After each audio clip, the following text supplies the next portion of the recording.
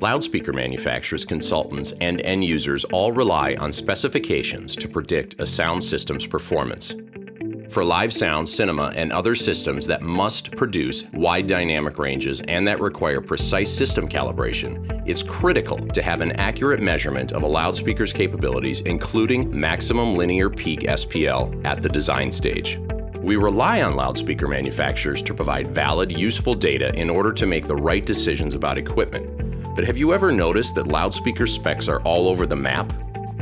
Many test standards aim to predict how a system will perform in real-world situations, and naturally, manufacturers tend to choose the methods that cast their products in the best light. This is understandable because there's never been a test signal that could objectively and accurately model the comparatively dynamic behavior of music. M-Noise is a new test signal designed to overcome discrepancies between test references and real-world program signals. When you use M-Noise as a source signal, you can trust that the stated maximum output capability of a loudspeaker will be the same in the field when it reproduces music. For decades, maximum loudspeaker output has been measured using methods that don't match real-world performance in the field. A common test signal is pink noise, which contains all frequencies at equal energy levels for each octave. But because pink noise's energy is consistent, the signal's crest factor, the difference between peak and average levels, is nearly the same at all frequencies. So, while pink noise does a great job of replicating music's potential frequency bandwidth, it falls short of modeling its dynamic complexity and unpredictability.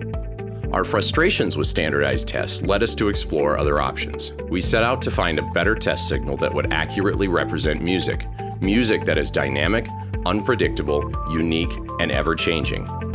We started analyzing all kinds of music, and pretty soon we noticed a trend. While genres, styles, and arrangements were all different, they had something in common. For each sample, the crest factor exhibited a similar trend. It always rose with frequency.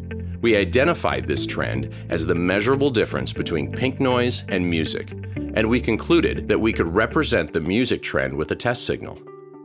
Armed with this discovery, we got to work creating a test signal with a crest factor that rises with frequency, just like music. We call it M-Noise. Since we started measuring loudspeakers, we have seen major advancements in the tools we use. We used to be limited by what we call single-ended measurements, which meant that we could only measure a system's response at its output point at the measurement microphone.